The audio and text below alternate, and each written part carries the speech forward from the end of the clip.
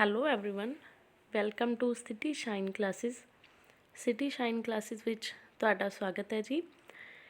ਅੱਜ ਆਪਾਂ ਹਿੰਦੀ ਦਾ ਪਹਿਲਾਂ ਪ੍ਰੀਵੀਅਸ ਈਅਰ ਪੇਪਰ ਡਿਸਕਸ ਕਰਾਂਗੇ ਕਿ ਕਿੱਦਾਂ ਪੇਪਰ ਕਰਨਾ ਹੁੰਦਾ ਹੈ, ਅਤੇ ਉਸ ਤੋਂ ਬਾਅਦ ਆਪਾਂ ਯੂਨਿਟ ਫਸਟ ਐਂਡ ਸੈਕਿੰਡ ਫੁੱਲ ਕਰਾਂਗੇ। ਜਿਹੜੇ ਇੰਪੋਰਟੈਂਟ ਕੁਐਸਚਨਸ ਨੇ ਉਹ ਡਿਸਕਸ ਕਰਾਂਗੇ, ਠੀਕ ਹੈ ਜੀ।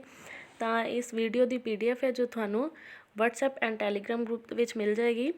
ग्रुप्स का लिंक वीडियो की डिस्क्रिप्शन में दिता होया है, तो उत्थों जाके तुसी ग्रुप्स नू ज्वाइन करो। कोई भी डाउट है वो तुसी WhatsApp और टैलीग्राम ग्रुप के पूछ सकते हो। तो स्टार्ट करते हैं जी। फस्ट है एक मार्क्स के 5 क्वेश्चंस ने। कविता से क्या अभिप्राय है? कवि की उत्तर है कवि की कृति को कविता कहा जाता है। कवि के निर्माण का मूल अंश होता है।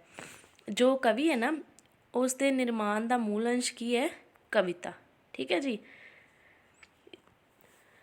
नेक्स्ट है कथन कौशल से क्या अभिप्राय है या क्या समझते हैं? मनुष्य अपने भावों को दूसरे मनुष्य के सामने व्यक्त करने के लिए भाषा के जिस मौखिक रूप का प्रयोग करता है उसे कथन कौशल कहते हैं। कथन कौशल होता है बोलना, ठीक है जी। मनुष्य जिहड़ा है अपने भावों और विचारों को दूसरे मनुष्यों के सामने प्रकट करने के लिए जिस भाषा के मौखिक रूप का प्रयोग करता है उसे कथन कौशल कहते हैं। संधि कीजिए। राजा प्लस इंद्र राजेंद्र। अनेक शब्दों के लिए एक शब्द जो कभी ना मरे अमर। विलोम शब्द लिखें। आशा का निराशा। लिंग बदलो। तेली का तेलिन। पर्यायवाची शब्द लिखो सिर्फ 2। पवन अपने को दिया हुआ है, तो पवन का वायु, हवा, अनिल, पौन और समीर।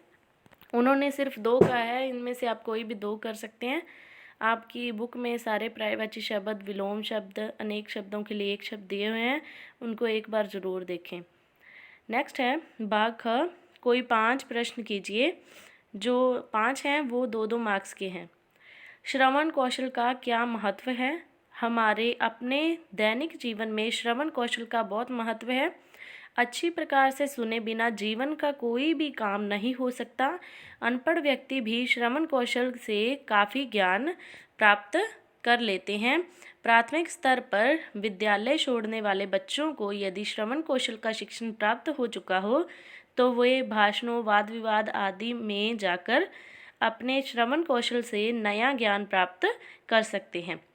कहने से अभिप्राय यह है कि सीखने का समय प्रत्येक स्तर तथा जीवन के प्रत्येक क्षेत्र में श्रवण कौशल का महत्वपूर्ण स्थान है। अतः यह आवश्यक है कि शिक्षण काल के आरंभिक वर्षों में ही बच्चों को श्रवण कौशल का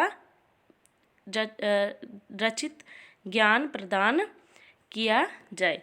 क्या कहते हैं कि अगर जो बच्चे प्राथमिक स्तर पर ही स्कूल छोड़ देते हैं, उनकी किसी भी मजबूरी के कारण अगर वो स्कूल छोड़ जाते हैं, तो अगर उन्हें जो श्रवण कौशल का ज्ञान प्राप्त हो चुका होगा ना, तो वो किसी वाद विवाद भाषणों में जाकर अपने ज्ञान को और बढ़ा लेंगे। अनपढ़ व्यक्ति भी श्रवण कौशल के द्वारा अपने ज्ञान में वृद्धि कर सकते हैं। इसीलिए श्रवण कौशल का ज्ञान देना बहुत ही अनिवार्य है। रचना शिक्षण के क्या उद्देश्य हैं? रचना शिक्षण के विभिन्न उद्देश्य निम्नलिखित हैं। छात्रों को साहित्य की विद्याओं और तत्वों से परिचित कराकर उनका विकास करना। छात्रों को कम से कम भाषा में अधिक से अधिक विचार व्यक्त करने के योग्य बनाना। क्या कहते हैं कि छात्रों को साहित्य की विद्याएं देनी चाहिए, तत्वों से परिचित भी करवाना चाहिए। छात्रों को कम से कम भाषा में अधिक से अधिक विचार व्यक्त करने के लिए योग्य बनाना। छात्रों का अभिव्यक्ति में मौलिकता लाना। जो वो छात्र अपने आप को अभिव्यक्त करते हैं उसमें मौलिकता लाना। छात्रों में चिंतन एवं दोहराई के गुणों का निर्माण करना। छात्रों की सृजनात्मक शक्ति का विकास करना। छात्रों को निरीक्षण, तर्क और विवेक शक्तियों का विकसित करना, कि छात्रों को तर्क करने सिखाना कि कैसे तर्क किया जाता है। गद्य और पद में क्या अंतर है?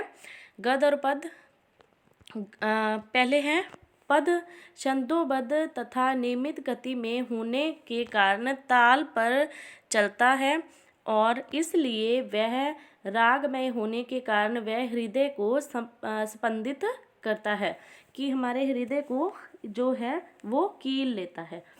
पद में यदि यति गति तथा लय का पूरा पूरा ध्यान रखा जाता है, इसका संबंध हमारे हृदय से होता है। इसमें रोचकता होती है, हृदय को झंकृत करने की शक्ति होती है। गद में इन सब का अभाव रहता है, उसमें पद की सी रोचकता और प्रभावोत्पादक शक्ति नहीं होती। विराम चिन्ह का विशेष ध्यान रखा जाता है। क्या है कि पद में छंदोबद्ध और नियमित गति होती है, वो हमारे हृदय को झंकृत करती है, रोचकता होती है, ठीक है जी। विराम चिन्ह का जो है ध्यान रखा जाता है। एक अच्छी रिपोर्ट में क्या गुण होने चाहिए? तथ्यों की जानकारी स्पष्ट, सटीक, प्रामाणिक होनी चाहिए।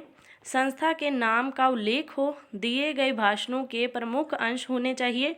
लिए गए निर्णयों की जानकारी होनी चाहिए। गतिविधियां चलाने वाला का नाम होने चाहिए। कार्यक्रम का उद्देश्य, अध्यक्ष आदि पदाधिकारियों के नाम होने चाहिए। नई बात नए अनुच्छेद से लिखें। प्रतिवेदन या रिपोर्ट के हस्ताक्षर, अस्थित लोगों की जानकारी होनी चाहिए। मौन पठन की उपयोगिता बताएं। मौन पठन क्या होता है, उसकी क्या उपयोगिता है? मुख से उच्चारित किए बिना पाठ का अर्थ ग्रहण कर लेना उच्च कक्षाओं में होता है। यह अध्ययन की एक विधि है। इस प्रकार बिना ध्वनि के भाव ग्रहण करते हुए शांतिपूर्वक पढ़ लेने को मौन पठन कहते हैं। हमने पंजाबी में भी ये किया है कि मौन पठन क्या होता है, मन ही मन भावों को ग्रहण करना है, जो वो मौन पठन है, बिना आवाज़ किए। उपयोगिता है, मौन पठन से थकान कम होती है, वाचन की गति में शुद्धि होती है, छात्र अधिक देर तक पढ़ सकते हैं, एकाग्रता होती है, अर्थ ग्रहण करने की शक्ति में वृद्धि होती है, संक्षेपीकरण में सहायक होता है, ठीक है जी। ये इसकी उपयोगिता है। भाग ग है, श्रवण कौशल की विधियों के बारे में चर्चा करें। श्रवण कौशल शिक्षण भाषा शिक्षण की सभी विधियों का आवश्यक अंग है। इसकी विधियां हैं सस्वर वाचन, कि स्वर के सहित वाचन करना। भाषण है जो, वो भी इसकी एक विधि है। वाद विवाद विधि है। प्रश्नोत्तर विधि है। Radio, Doordarshan, video. नेक्स्ट है, लेखन कौशल से क्या अभिप्राय है? लेखन की प्रकृति के बारे में विस्तार से लिखें। व्यक्ति अपने मन के विचारों को दूसरों के आगे व्यक्त करने या प्रकट करने के लिए भाषा के जिस लिखित रूप का सहारा लेता है, उसे लेखन कौशल कहते हैं। हमने किया था श्रवण कौशल की भाषा के जिस मौखिक रूप का करता है वो, ठीक है जी, वो अलग था। और ये लेखन है, हम लिखित रूप का जो करेंगे उसको लेखन कौशल कहते हैं। लेखन की प्रकृति कैसी है? शुद्ध लेख, जो भी लेख लिखा जाए उसे शुद्ध होना चाहिए। यदि कोई एक शब्द अशुद्ध लिखा जाए तो उसे 10 बार शुद्ध लिखकर अभ्यास कर लेना चाहिए। टीपी के समय हमने बच्चों को भी ये सिखाया था कि अगर आपका एक शब्द गलत है, कोई भी लेटर आपका रॉन्ग है, तो उसे क्या करें, 10 बार सही लिख कर आएँ, तभी वो आपका सही हो जाएगा। सुलेख यानी कि अच्छा लेखन, मौलिकता होनी चाहिए, सरलता, मधुरता, रोचकता, भावों की प्रबलता होनी चाहिए। नेक्स्ट क्वेश्चन है, व्याकरण से आप क्या समझते हैं? व्याकरण शिक्षण की विधियों के बारे में जानकारी दें। भाषा में व्याकरण के अध्ययन की प्राचीन परंपरा रही है। प्राचीन भारत में भाषा अध्ययन की दृष्टि से व्याकरण पर इतना बल दिया जाता था कि व्याकरण स्वयंतः एक स्वतंत्र शास्त्र बन गया था और इसका पृथक रूप से अध्ययन होने लगा। भाषा का शुद्ध प्रयोग एक कला है, यह व्याकरण के उपयोग से ही होता है। और व्याकरण शिक्षण की क्या विधियां हैं? निगमन विधि, प्राचीन काल से ही व्याकरण शिक्षण में निगमन विधि का ही प्रयोग किया जाता है। इसमें संदेह नहीं है कि निगमन विधि का शिक्षण में बड़ी सफलता से प्रयोग किया जाता है। आगमन विधि, समवाय विधि, मिश्रित विधि, भाषा संसर्ग विधि, पाठ्य पुस्तक विधि, प्रयोग विधियाँ, विश्लेषण विधि, निर्णय या सारांश। निम्नलिखित पर संक्षिप्त टिप्पणी करें। आत्मकथा है। आत्मकथा क्या होती है? हमारे अपने आप की जो जीवनी होती है। हिंदी की अन्य गद्य विधाओं की भांति आत्मकथा व जीवनी लेखन का आरंभ भी आधुनिक काल में ही हुआ। आत्मकथा से तात्पर्य है किसी लेखक द्वारा अपने जीवन का जन्म से अंतिम क्षणों तक की जिंदगी के संस्मरणों का यथार्थ चित्रित करना। इस लेखन में व्यक्तिगत घटनाओं, शिक्षा, नौकरी, गृहस्थ, मित्र संबंधी आदत, विवाह सबका चित्रण होता है। जीवनी है। जीवनी लेखन व आत्मकथा के बीच अंतर को आत्मकथा के अंतर्गत स्पष्ट किया जाता है। जो आत्मकथा है वह लेखक अपने ही जीवन जब उसका जन्म होता है उससे लेकर मृत्यु तक की सभी घटनाएं उल्लेख करता है, और जो जीवनी होती है उसमें एक लेखक किसी और की जीवनी को, उसके जन्म से मरण तक की जीवनी को लिखता है। यही अंतर है इनमें। यूनिट 1 से लेकर अब हम क्वेश्चन से इम्पोर्टेंट करेंगे। श्रवण कौशल पहले भी हमने किया है कि भाषा सीखने का एक स्वाभाविक क्रम है, सुनना, बोलना, पढ़ना व लिखना। भाषा सीखने का प्रथम चरण जो है वो क्या है? श्रवण है। नेक्स्ट है कि वक्ता जिस अभिप्राय या उद्देश्य से अपने विचारों की मौखिक अभिव्यक्ति कर रहा है उस बात को पूरी तरह से ध्यानपूर्वक सुनकर उसी अभिप्राय को ग्रहण करने की योग्यता ही श्रवण कौशल है। कि जो वक्ता बोल रहा है उसी सेम टू सेम उसी को सुनकर वैसे ही भाव ग्रहण करना ही श्रवण है। अकेला श्रवण करना ही सुनना ही श्रवण नहीं है। श्रवण का क्या अर्थ है? श्रवणीय सुनने की क्रिया या भाव और सुनना। श्रवण कौशल का क्या महत्व है? दैनिक जीवन में श्रवण कौशल का महत्व असंदिग्ध है कि हम कोई भी संदेह नहीं है इस पर कि इसका बहुत महत्व है। अच्छी प्रकार से सुने बिना दैनिक क्रियाकलापों को कुशलतापूर्वक कर पाना अत्यंत कठिन होता है। ठीक है जी। निरक्षर यानी कि अनपढ़ व्यक्ति भी श्रवण कौशल से काफ़ी ज्ञान प्राप्त कर लेते हैं।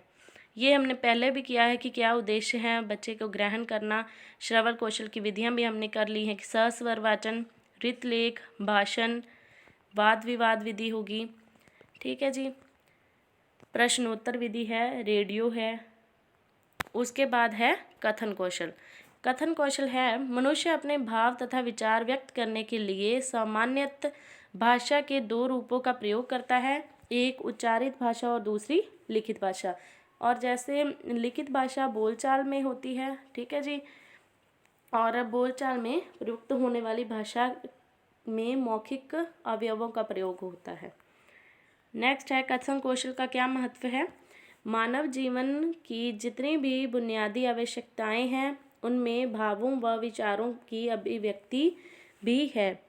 एक है जीवन के हर क्षेत्र में कथन अभिव्यक्ति की आवश्यकता जान पड़ती है। ज्ञान अर्जन का मुख्य साधन जो है, ठीक है जी, वो भी है कि ज्ञान प्राप्त करने के लिए ये ज़रूरी नहीं है कि आप इतने ही डिफ़िकल्ट जो वर्ड हैं वो लिखें। जैसे ज्ञान अर्जन है, इसका मतलब तो हमें पता ही है कि ज्ञान प्राप्त करना। ठीक है जी। ज्ञान प्राप्त करने का मुख्य साधन है। बोलचाल अभिव्यक्त का सहज साधन की बोलचाल को प्रकट करने का सहज साधन है। नेक्स्ट है दैनिक जीवन में महत्व, भाषा शिक्षण में बोलचाल का महत्व। कथन कौशल की क्या विधियां हैं? वाद विवाद विधि है, सस्वर है, वार्तालाप है यानी कि कम्युनिकेशन है, स्वतंत्र आत्म प्रकाशन का अवसर है कि हम अपने आप को कैसे दूसरों के सामने प्रकट करते हैं। ठीक है जी। स्वतंत्र है। अनुच्छेद है, कविता पाठ है, अंताक्षरी प्रतियोगिता है। विभिन्न सोपान क्या हैं इसके? प्रश्नोत्तर है। छात्रों को कथन कौशल की शिक्षा देने के लिए प्रश्नोत्तर एक अच्छी विधि है। सामान्य विषयों पर पाठ्य पुस्तक से संबंधित पाठों पर छात्रों से प्रश्न पूछने चाहिए। ठीक है जी। चित्र वर्णन है कि जो उसमें हुआ उसका चित्र आप बना सकते हैं। घटना कैसे कैसे हुई वो देख सकते हैं। नाटक के द्वारा भी कर सकते हैं। भाषण, बच्चे को कह सकते हैं कि आप इस पर भाषण भी दें। लेखन कौशल की क्या आवश्यकता है? लेखन कौशल क्यों जरूरी है? यह है इसका गुरुकुल प्रणाली में अध्यापक छात्र की पाटी या तख्ती पर उसका हाथ पकड़कर लिखवाता था, साथ साथ उसका उच्चारण भी करवाता था। उससे क्या होता था, बच्चा जिस भी अक्षर को लिखता उसे बोलकर पढ़ता था। ठीक है जी, ये इसकी है कि बच्चा जैसे जैसे सीख रहा है उसे पढ़ना भी आना चाहिए। ठीक है जी, वाचन भी होना चाहिए और सिखाया जाना चाहिए जो पहले उसकी आवश्यकता है। लेखन कौशल का क्या महत्व है? बच्चों का लेख सुंदर हो जाता है, बच्चों के भाषा ज्ञान में वृद्धि होती है, छात्रों का परिचय नए शब्दों से होता है, छात्रों में शुद्ध लिखने की आदत का विकास होता है। नेक्स्ट है लेखन के क्या दोष हैं? लिपि का अपूर्ण ज्ञान, कि हमें लिपि का कुछ बच्चों को ज्ञान नहीं होता कि ये लिपि है, उसमें क्या क्या वर्ड्स हैं वो दिए गए होते हैं तो वो उलट ही जाते हैं। मात्राओं का अपूर्ण ज्ञान है कि कौन सी मात्रा कहाँ पे लगनी है, कुछ बच्चों की यह पता नहीं होता। अशुद्ध उच्चारण है, जब बच्चे उच्चारण ही अशुद्ध करेंगे तो लिखेंगे कैसे सही। ठीक है जी। असावधानी, कि वो सावधानी नहीं बरतते। अति शीघ्रता, उन्हें बहुत ज़्यादा जल्दी होती है कि हम इस वर्ड को, इस शब्द को जल्दी से जल्दी लिख लें। व्याकरण का अपूर्ण ज्ञान, व्याकरण का भी ज्ञान नहीं होता। अध्यापक की अयोग्यता, कुछ अध्यापक भी बच्चों को सही से नहीं सिखाते तो उसमें भी बच्चे पीछे रह जाते हैं। अध्यापक द्वारा मार्गदर्शन का अभाव, कि बच्चे को अध्यापक मार्गदर्शन नहीं करते तो भी बच्चे पीछे रह जाते हैं लेखन में। लेखन कार्य का अभाव, की कम जो लिखने का काम है वो अध्यापक द्वारा कम दिया जाता है बच्चे को, तो वो कम लिखते हैं तो उन्हें लिखना भी नहीं आएगा।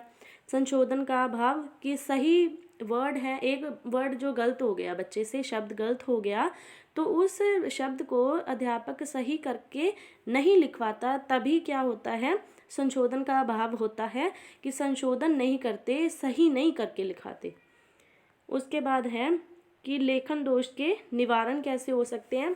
लिपि का पूर्ण ज्ञान होना चाहिए, 12 खड़ी का अभ्यास करवाना चाहिए, व्याकरण का पूर्ण ज्ञान होना चाहिए, शुद्ध उच्चारण की शिक्षा, लिखने का अभ्यास, लिखित कार्य का संशोधन, सावधानीपूर्वक लिखने की आदत डालना, तीव्र गति से लिखने का अभ्यास करना, वाचन का अभ्यास, अध्यापक का शुद्ध लेखन, शब्दकोश का प्रयोग, विश्लेषण विधि का प्रयोग, शब्द पुस्तिकाएं बनवाना, शारीरिक उपचार।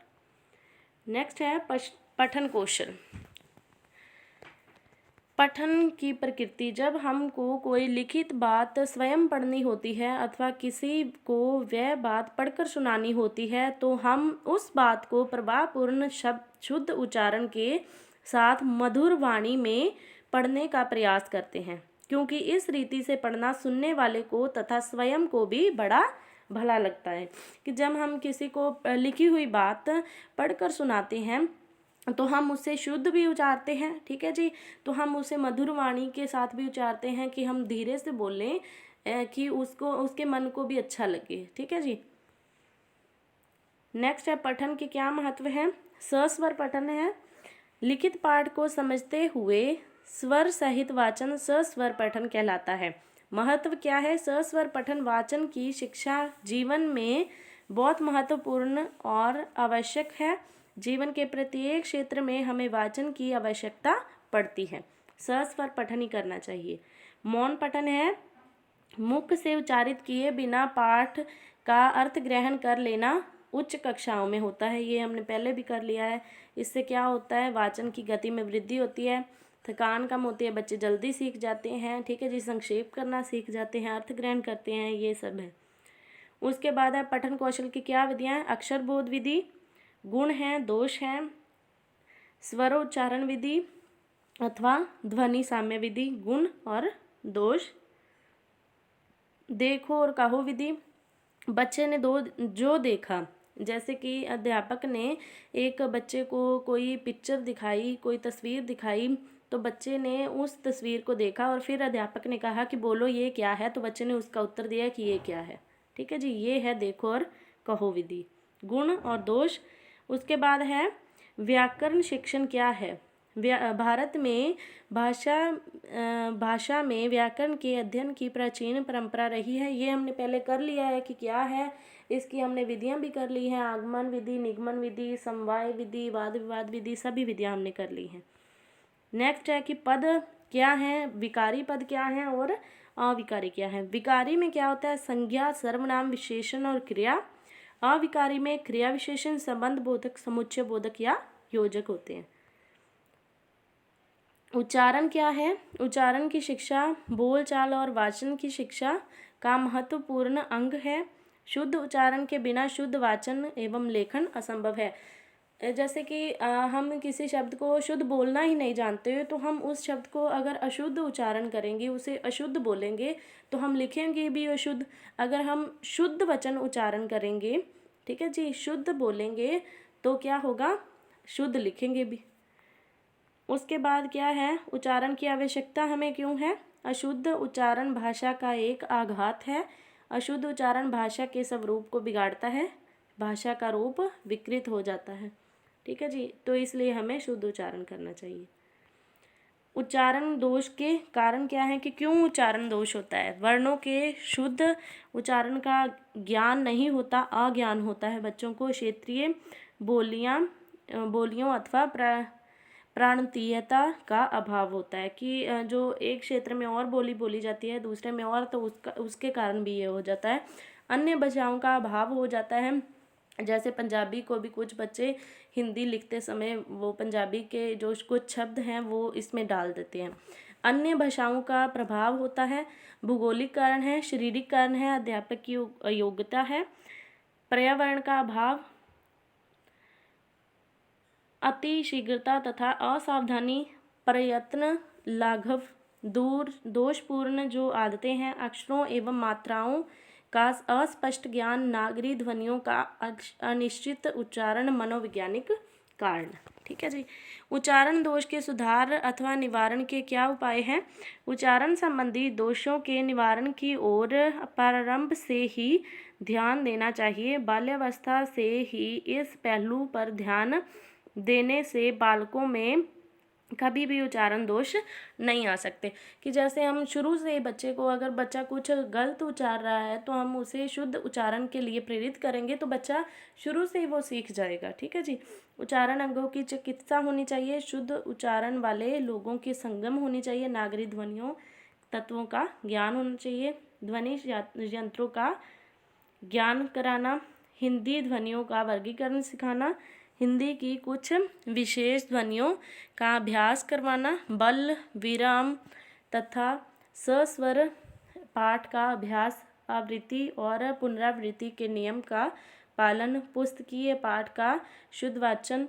उच्चारण प्रतियोगिताएं, भाषण एवं संवाद प्रतियोगिताएं, विश्लेषण विधि का प्रयोग, अनुकरण विधि का प्रयोग, मानसिक संतुलन के लिए प्रयास, सभी विषयों के शिक्षण में उच्चारण पर ध्यान, वैज्ञानिक एवं सामूहिक विधि का प्रयोग, स्वराघात या सुस्वरता, ठीक है जी। ये था हमारा आज का जो लेक्चर था। फर्स्ट और सेकंड यूनिट हमारी हो गई है। तो इस जो लेक्चर की आपको PDF है व्हाट्सएप और टेलीग्राम ग्रुप पे मिल जाएगी। इसका लिंक जो है डिस्क्रिप्शन में दिया हुआ है और आप ग्रुप्स को ज्वाइन करें। कोई भी डाउट हो तो आप व्हाट्सएप टेलीग्राम ग्रुप पे ज़रूर पूछ सकते हैं। Thanks for watching. Thanks to all.